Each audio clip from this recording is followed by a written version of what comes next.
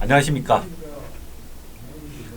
부분을 통해서 전체를 조망하는 부분과 전체를 맡은 서성교입니다. 오늘 또 북한이 새벽에 두 발의 탄도미사일을 동해상으로 발사를 했습니다. 며칠 전 또 러시아 전폭기가 우리 동해상에서 중국과 더불어 훈련을 했고 또 일본 전투기까지 출격을 했습니다. 또 북한 목선이죠. 목선이 두 척이 남한으로 내려왔는데 이거를 우리 해군과 해경이 제대로 탐지를 못할 정도로 대한민국 안보가에 상당히 구멍이 나고 있다. 이런 국민 불안감이 전개되고 있습니다. 아까 좀 전에 합동참모본부에서 발표를 했는데 오늘 새벽 5시 6분과 5시 27분 단거리 탄도미사일 두 발을 동해상으로 발사를 했고 고도는 약 30km 그리고 비행거리는 250km라고 공식적으로 발표를 했습니다. 네, 북한이 오늘 새벽 동북방 해상으로 단거리 탄도미사일 두 발을 또 쏴 올렸습니다. 북한이 오늘 새벽 5시 6분 그리고 5시 27분에 단거리 탄도미사일 한 발씩 모두 두 발을 쏘아 올렸습니다. 장소는 원산 갈마 일대로 미사일은 동북방 해상으로 날아갔습니다. 군은 이번에 발사한 단거리 탄도미사일의 고도는 30km, 비행거리는 250km로 추정하고 있습니다. 일주일 전에 북한이 탄도미사일 두 발을 발사했는데 그때 우리 국방부에서는 430km 날아갔다라고 이야기했는데 결국은 나중에 600km 날아갔다라고 수정 발표를 할 정도로 제대로 탐지를 못했는데 이번에는 합참의 발표가 제대로 파악을 했기를 바라겠습니다. 한미 정보 당국이 이 발사체에 대해서 또 그 탄착 지점에 대해서 조사를 하고 있다니까 곧 발표를 들어보도록 하겠습니다. 교수님, 예. 왜 이렇게 북한이 25일에 이어서 6일 만에 또 미사일 두 발을 발사를 하게 된 거죠? 김정은이가 그랬잖아요. 뭐 우리 평양의 이 경고를 무시하지 마라. 그 경고하고 있는 거예요 지금. 그 우리한테 대해서 뭐냐면 문재인 대통령 바로 직접 해가지고 남조선 당국장 그 문재인이지 않습니까? 문재인 대통령인데. 그건 눈치 없이 하고 그러지 말고 오지랖 넓게 자꾸 무슨 중재자 무슨 촉진자 소리 하지 말고 당신 할 일 하세요. 그게 뭐냐? 개성공단 좀 열고 또 금강산 열고 이렇게 하라니까 하라는 것은 안 하고 엉뚱하게 맨날 그렇게 한다고 지금 계속 팡팡 쏟아내는데 이게 중요한 거는요. 미국이 여기 별 관심 안 간다는 겁니다. 뭐 트럼프 그랬잖아요. 26일 현지 시간인데 그거 다른 나라 다 갖고 있는 거야. 그리고 그거 우리 보고 경고한 거 아니잖아. 나 기분 안 나빠. 물론 이제 두 나라 사이에는 좀 뭐 갈등이 있지만 이런 식이거든. 그러니까 김정은이는 뭐냐면 장거리 탄도미사일하고 중거리 탄도미사일 정도는 미국이 신경 쓰는데 요거는 괜찮다. 그러니까 사실은 김정은이도 주로 뭡니까 겨누는 거는 우리지 대한민국을 겨누지 뭐 미국 진짜로 미국 겨누겠습니까? 예. 그런데 이 대한민국 대통령은 헌법을 준수하고 영토를 지키게 돼 있지 않습니까? 그런데 지난번 25일 날 북한이 미사일을 발사했을 때도 국가안전보장회의 NSC는 열렸지만 대통령은 참석 안 했거든요. 그리고 오늘도 아직까지 NSC를 개최했다는 뉴스가 나오고 있지 않습니다. 이런 부분에 대해서 너무 북한에 대해서 둔감한 거 아니냐? 에서 무시하는 건지 아니면은 그냥 인정을 해주는 걸까요? 그 옛날에 참 저희들 어릴 때 요즘은 뭐 그런 말 없습니다만 짝사랑이란 말 많이 했거든. 정말 짝사랑만큼 괴로운 게 없어. 상대방은 본 척도 안 해주는데 계속 뭔가 혹시라도 눈길이라도 보여주지 않을까 이래서 하는데 지금 김정은한테 저렇게 매달리는 이유를 모르겠어요. 제가 생각할 때는 진실로 대한민국을 위해서 그런다고 생각은 안 됩니다. 못 믿을 이유가 저 사람들 본래 대한민국을 인정 안 했잖아요. 그렇잖아요. 그리고 오히려 저 북조선 우리가 그 북조선에 대해서만 꼭 무슨 사회주의 조국같이 그렇게 생각하는 사람들 많아요. 그러니까 문재인 대통령 주변에도 많을 거예요. 이런 식이니까 그 분위기 속에서 살아서 그런지 정말 대한민국을 지켜야 된다 이런 의지가 부족한 것 같고 김정은이한테 지금 비위 거슬리면 안 된다 그 생각만 하는 것 같다. 네.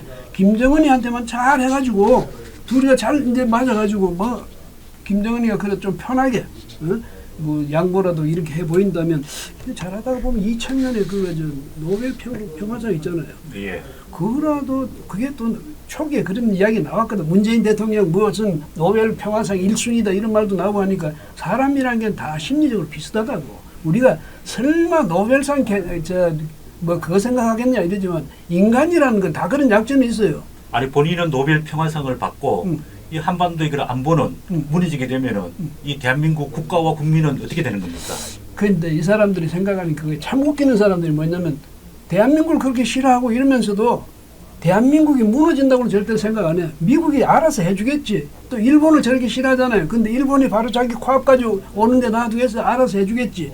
이러면서 나는 그래서 무슨 얘기냐면 그런 거 저런 거 자꾸 이렇게 걸리니까 김정은한테도 단호히 못하는 거예요. 왜? 지금 우리가 솔직히 말해서 단호히 하지 않으면 길이 안 열리잖아요. 예, 일방적 구애라는 표현이 적절한 것 같은데요. 지난번에 우리가 또 쌀도 상당 부분 제공을 했는데 받지 않겠다 그러고 우리 국민의 세금으로 제주도에서 나는 감귤을 또 북한에 선물했는데 그것도 받지 않겠다 그러고 굉장히 우리가 외교적으로 무시를 당하고 체면이 많이 손상되는 거 아닌가요?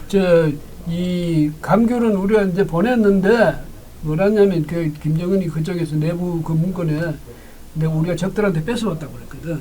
응? 전리품이라고. 그러니까 뺏어왔다고 그러고 그다음 5만 톤 이건 준다니까 안 받겠다고 그랬잖아요. 그 뭐냐면 김정은은 자기 통치권, 자기 권위가 굉장히 중요하니까 자기 권위를 세우기 위해서는 뭐든지 할 그런 인간형이거든. 근데 이제 문재인 대통령이 이런 식으로 하는데 지난번 지금 아까 말씀하셨지만 25일날 그 탄도미사일이라고 그전에는 무슨 5월달에는 탄도미사일 그러더니 탄도미사일이라고 했는데 그래 이번에는 이제 뭐 아직 뭔지는 밝혀지지 않은 것 같아요. 근데 정경두 국방장관이 그래도 이렇게는 이야기했어요. 어디 모임에 가서 뭐냐면 우리한테 계속 이런 식으로 도발하고 이러면 그건 적은 맞다.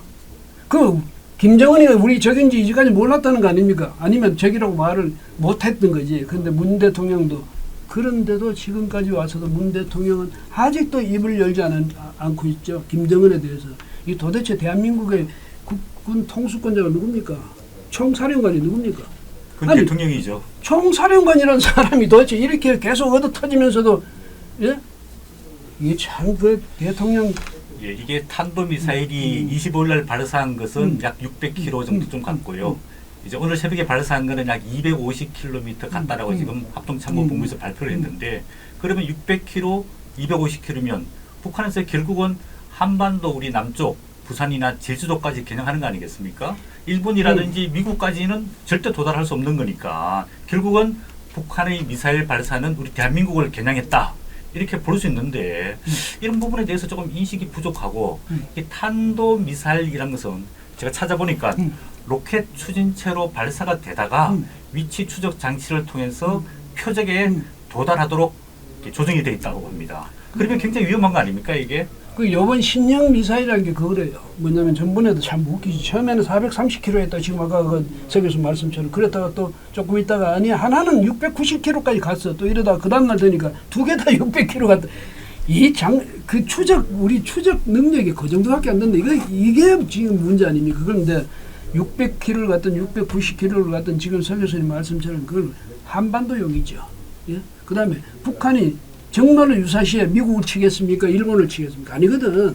그러니까 솔직히 말해서 북한에서 성능을 개발해가지고 성능을 고도화시켜야 될 필요성이 있는 거는 단거리 미사일입니다. 예. 그 다음에 탄도미사일은 그냥 가서 포물선 그래서 그냥 가서 떨어진 게 사실 탄도미사일 아닙니까? 근데 요번에 신형은 가다가 저기 풀업했다가 또 올라갔다가 또 내려갔다가 이상한 궤적을 그린다는 것 아닙니까? 예. 그러면 우리가 무슨 사드 갖고 있거나 무슨 그 패트리어트 갖고 있어봐야 소용이 없을 정도가 된답니다. 그렇게 되면 이런 식으로 상대방에서 이렇게 오직 한반도 대한민국을 겨냥해서 이렇게 계속 개발하고 고도화시켜 가는데 문재인 대통령은 저렇게 여전히 김정은에 대해서 사랑의 마음만 지금 가득한지 저 답답한 노릇 아닙니까? 북한이 이렇게 미사일을 발사하면서 도발하는 것은 지난 9.19 남북한 군사 합의의 명백한 위반이지 않습니까? 그리고 유엔 제재 결의안도 위반인데 왜 대한민국 정부에서는 왜 이 그 합의에 대한 위반에 대해서 문제를 제기하지 않고 유엔 안보리 결의안 위반인데 왜 유엔에다가 이런 제소를 하지 않는 거죠? 하면 안 되지. 그 문재인 대통령이 그렇게 하다가 또 김정은이 비위 거슬리면 안 되니까. 그 다음에 또 뭐냐면 트럼프 대통령이 그럼 화를 내느냐 안 내거든. 그게 유엔 결의안 위반이라고 트럼프도 말 안 하잖아요. 그거 괜찮아. 그건 뭐 다른 나라 다 갖고 있는 거야. 이런 식으로 하니까 문재인 대통령이 이렇게 하면서 뭐냐면 저쪽에서는 왜 F-35 스텔스기 갖고 왔느냐. 왜 그 하반기에 왜 전에 뭐 동맹 19-1을 했잖아요. 네. 그 이번에 뭐 동맹이 아니라네 또 딴 일은 이제 붙일 거예요. 근데 그거를 왜 하느냐. 이제 이거 가지고 시비 거는 거예요. 근데 지들은 그걸 시비를 걸면서 이렇게 미사일 고도화하는 데 대해서는 뻔뻔하게 그냥 막 해야 되잖아요. 왜? 상대방이 만만한 구석을 봤거든요. 그런데 저라도 그러겠어요. 왜? 만만한 구석 보는데 가만히 있겠습니까? 일단 미국이 트럼프 대통령이 미국의 위협이 되지 않으니까 지금은 모든 국가들이 뭐 실험하는 하나의 뭐 단거리 미사일일 뿐이다. 예. 뭐 괜찮다 이렇게 용인해줬기 때문에 김정은 입장에 봤을 때는 더 과감하게 당연하죠. 도발을 할 수 있는 거죠. 그럼요. 또 거기다가 문재인 대통령도 NSC 회의도 참석하지 않고 아무런 문제 제기를 하지 않으니까 결국은 김정은 입장에 봤을 때는 안하무인격으로 이렇게 도발을 하고 있는 것 같습니다. 우리 헌법에 보면은 66조에 대통령은 국가의 독립과 영토 보존의 책임을 다해야 된다. 그런데 북한이 우리 영토를 침범할 가능성, 안보 위기를 계속해서 제기하고 있고 또 얼마 전에는 중국과 러시아가 동해상에서 합동 군사 훈련을 하면서 러시아의 전폭기입니다. 전폭기. 전폭기라는 것은 폭탄을 싣고 투하할 수 있는 능력을 가진 거고요. 심지어는 핵무기를 장착해가 투하할 수 있는 걸 전폭기라고 그러는데 전폭기 2대가 독도 영공까지 침을 했지 않습니까? 그렇죠. 이 우리 헌법 3조에 보면은 대한민국 영토는 한반도와 그 부속 도서로 한다 이렇게 돼 있는데 영토란 것은 영공과 영해를 다 포함하는 거 아닙니까? 예. 그런데 외국의 전폭기가 우리 영공을 침입했는데 왜 이거에 대해 가지고 우리 대한민국 정부 대통령은 왜 세게 문제 제기를 하지 않는지. 그리고 초기에 보면은 청와대 대응과 발표 굉장히 혼란을 끼치고 또 러시아에서 이야기하는 거에 대해 가지고 이래저래 끌려가면서 수긍하는 듯한 그런 입장을 보였단 말이죠. 거기다가 중국까지 우리 그 항공 방위 지역 넘나들고 왔다 갔다 하고 또 일본 전투기까지 출격하게 되고 이 동해가 앞으로 이거 상당히 분쟁 지역화될 가능성이 상당히 높지 않습니까 지금? 그렇죠. 뭐냐면 그동안에는 사실은 동해 상공은 한미일, 이 한미일의 이 앞마당 같은 것이었거든. 그다음에 물론 한미일 3국이 같이 동맹체제를 형성한 건 아니지만 한미 또 미일 이런 식으로 되니까 이제 이렇게 삼각체제를 구축해가지고 안보 삼각체제 구축해서 그렇게 이제까지 잘 지켜왔어요. 근데 이게 이제 지금 이제 이완되고 있잖아요. 예. 그 체제가. 그 우리하고 일본은 거의 원수가 되다시피 했고 미국도 일본하고는 굉장히 강력하게 했는데 우리하고는 지금 느슨해졌거든. 왜냐하면 인도 태평양 전략에 한국도 들어오라고 계속 이야기하는데도 뭐라냐면 중국 안 넣어주는데 우리가 난처하다. 그래서 중국 배제하는 그런 데는 우리가 들어가기 어렵다. 이래놓고 중국의 1대1로는 우리도 적극적으로 참여할 용의가 있다. 이딴 소리였단 말이지. 이렇게 되고 하니까 자 이렇게 되면 러시아나 중국도 사실은 동해 쪽으로 중국도 동해 쪽으로는 입구가 굉장히 좁잖아요. 예. 그다음에 러시아는 저기 좀 위에 블라디보스토크 그 위는 전부 뭐 저기 겨울 되면 다 얼어버린다고 하니까 이 동해 쪽으로 그러지 않아도 맨날 이게 호시탐탐 노렸는데 잘 됐지. 그래서 와가지고 이제 시위를 한 거예요. 무력 시위를 한 거야. 무력 시위를 했는데 지금 말씀하신 대로 그 4대가 전부 합하면 핵미사일을 28기를 달 수 있는 거래요. 예. 거기다가 저기 경보 통제기 경보 예. 통제 경보기. 그거 갖고 왔지. 네. 예, 그런데 그게 이제 우리 독도 상공에 독도 영공에 이제 들어갔다는데 이래도 우리는 거기에 대해서 말을 안 합니다. 그 우리 문재인 대통령 그 문재인 정권이 그 정부의 특징 중에 하나가 뭐냐면 특징적인 행태가 일본한테는 하고 싶은 소리 다 합니다. 예. 그 다음에 미국한테는 가끔가다 한 번씩 바치는 소리 하거든. 그 다음에 중국이나 러시아에 대해서는 이제까지 한마디도 안 합니다. 심지어 전에는 중국에 대해서는 3 no 이래가지고 뭐 우리 한미일 동맹체제 안 들어간다. 미국 NDA에 우리 가입 안 한다. 또 뭐였죠. 그런 식으로 해가지고 맹세했잖아요. 서약까지 해가지고 그 삼전도 무슨 뭐 굴욕같이 중국한테 그렇게까지 맹세해놓고 러시아한테도 꼼짝 못하고 있거든. 이런 나라, 이런 정부를 러시아나 중국, 북한이 만만하게 안 본다면 그게 이상하지. 특히 이제 김정은이는 계속 한데 만약에 NSC에 문재인이 들어간다? 너 가만 안 둬? 이런 식이거든. 그러니까 문재인 대통령 그 NSC 가고 싶어도 못 가는 거지 지금. 이게 말이죠 참 기가 막힐 어르신입니다. 우리 헌법 작법에까지 이야기해서 죄송한데요. 헌법 69조에 보면 대통령이 당선되고 취임하기 전에 대통령 취임 선서를 하게 돼 있습니다. 거기에 보면은 대통령은 헌법을 준수하고 국가를 보위하게끔 되어 있습니다. 보위라는 말은 무슨 이야기냐 하면은 이게 보호하고 방어를 해야 된다는 이야기거든요. 그런데 대통령이 이 대한민국 영토를 보호하고 방해하지 않으면은 대통령의 책임을 좀 해태 내지는 방기한다 이렇게 볼 수도 있지 않습니까? 그런데 저분이 말이죠. 정말 대한민국에 대해서 대한민국의 대통령으로서 대한민국을 수호하는데 여기에다가 자기가 이게 전적으로 자기 책무라고 생각하고 거기에 일로 매진하고 있는 건지 아니면 자기의 어떤 이념 집단의 이 강령이라든지 이런 데 따라서 그걸 최고의 가치로 두고 그걸 이제 위해서 지금 노력하고 있는 거지. 그게 가끔가다 헷갈려요. 예. 사실 문재인 대통령은 뭐 법조인으로 오래 살아왔기 때문에 외교안보라든지 또 경제에 대한 경험과 지식이 없지 않습니까? 그러면 예를 들어서 이런 안보 문제에 대해서는 안보 문제 전문가나 또 국방부에 정권을 위임을 하고 책임을 져라. 또 경제 문제에 대해서는 경제 문제, 경제부총리 또는 뭐 정책실장, 경제수석이 책임을 져라.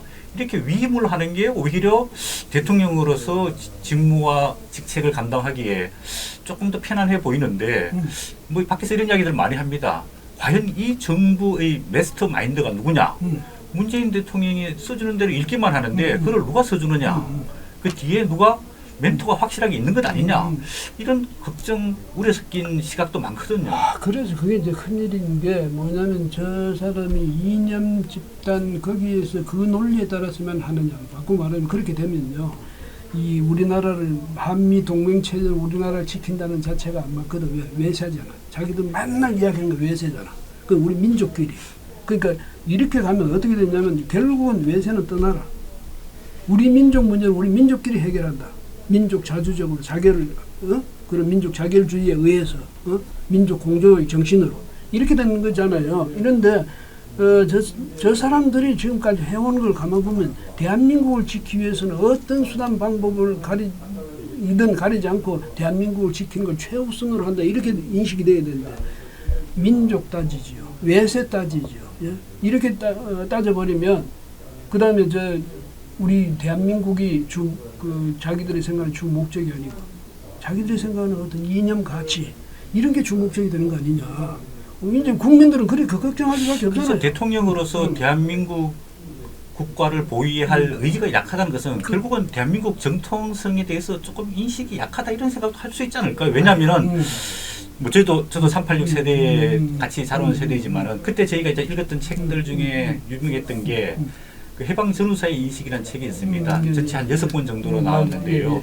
거기 보면은 대부분 다 일제시대 때 이야기, 그다음에 해방된 이후에 그 우리 뭐 국내적인 혼란 이런 부분에 대해서 굉장히 초점을 맞추고 있거든요. 그래서 이 386 세대의 사고의 원형에는 이게 항일, 반일 감정이 굉장히 깊이 뿌려박혀 있고 또 그와 더불어 해방 이후에 이제 미군이 들어오고 또 미국이 왔기 때문에 반미 감정도 굉장히 강하거든요. 그래서 옛날에 뭐 미 대사관 점령이라든지 미 문화원 점령, 아까 교수님께서 말씀하신 대로 폐쇄적인 민족주의가 너무 강하고 우리 민족끼리 북한하고 대한민국만 해보자 이러다 보니까 우리 주변을 둘러싸고 있는 강대국들 미국과 중국과 러시아와 일본 이런 부분들과 계속해서 충돌하게 되고 우리 국익이 훼손되고 있는 것 아니냐 이런 생각이 많이 들거든요.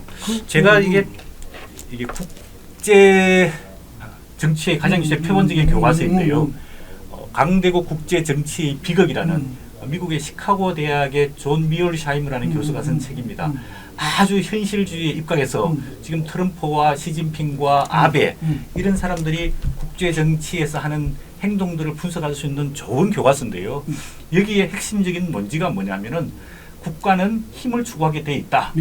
그리고 약소국의 문명은 강대국의 행동과 결정에 크게 영향을 받는다. 이런 이야기를 써놨거든요. 그런 측면에서 보면은 이 대한민국이 지금까지 발전해왔고 더 앞으로 번영을 하려고 그러면은 미국과 중국과 일본과 러시아와 간에 좋은 우호 관계를 맺어야지 우리 남북 문제도 해결하고 경제적으로 더 번영 발전할 수 있는데 지금 현 정부 문재인 대통령 정부와 그다음 그 참모들을 보면은 이런 국제적인 강박이 상당히 떨어지는 것 아니냐. 왜? 이 사람들이 1980년대 학생운동만 하다가 그 이후에 이 세계 문명사적 발전에 대한 공부를 해본 적도 없고 그렇지. 세계에 나가서 경험을 해본 적도 없고 또 인류 기업이나 조직 속에서 활동해본 적도 없고 오로지 그 생각만 갖고 있다 보니까 지금 이 국정을 책임지고 있는 청와대와 행정부와 사법부와 또 민노총과 뭐 그다음 국회 일부 정치인들과 이런 사람들이 아직도 1980년대 초반의 인식 또는 더 뿌리를 내려가면 1919년 임시정부의 정통성을 자꾸 두고자 하는 이 과거적인 마인드 이런 게 앞으로 이 대한민국 운명의 가장 큰 걸림돌이 아닐까 이런 생각이 들거든요. 우리가 저기 이제 이 결성문에서 이야기했지만은 저 친구들이 그야말로 교조적 좌파들이야. 예. 그래서 이 사람들 생각은 저기 안 바뀐다는 말씀이죠. 1917년 그게 절대적인 교과서야. 예. 볼셰비키 혁명이 예. 거기에 박혀 있는 사람들이. 그러니까 모든 가치 기준도 거기에 두고 있는 거야. 그러니까 이거는 움직이지 마, 꼼짝 마. 이거는 하늘의 말씀이나 마찬가지야. 이래 돼 있잖아. 그러니까 지금도 그래서 그런데 뭐냐면 문재인 대통령도 공공연히 저 2017년입니까? 그때 왜냐하면 3.1 운동 뭐 100주년 기념사업 추진위원회인가 그걸 준비위원회가 한다고 그 서울역 구서울역사 그 서울역 뭐라고 써? 서울역사박물관. 28 뭐 뭔가 예. 뭐 번호 있더라고 그 있는데 거기서 이야기할 때도 그랬지만 앞으로 이제 내후년에 되면 대한민국 건국 100년 뭐 3.1 운동 100년 이런 엉터리 소리를 했거든. 그 이후에 이제 요즘 와서 말이 바뀐 이유가 김정일이가 싫어한다는 거, 김정은이가 싫어한다는 거 아니야. 왜냐하면 그래 되면 북한이 어디 가버리는 1919년 그때가 우리 건국했다 4월 11일이라고 그래 또 그때 건국했다 이러면 김정은이 저야말로 이제 우리가 공식적으로 문재인 대통령이 공식적으로 북한은 반국가단체, 정부를 참칭하는 반국가단체 우리가 문재인 대통령이 딱 공식적으로 지적해버리는 게 되니까 김정은이가 그래서 3.1 운동 300주년 기념식 같이 하자 이랬더니 무슨 소리 하냐고 그랬잖아요. 그 요즘 입을 닫았어.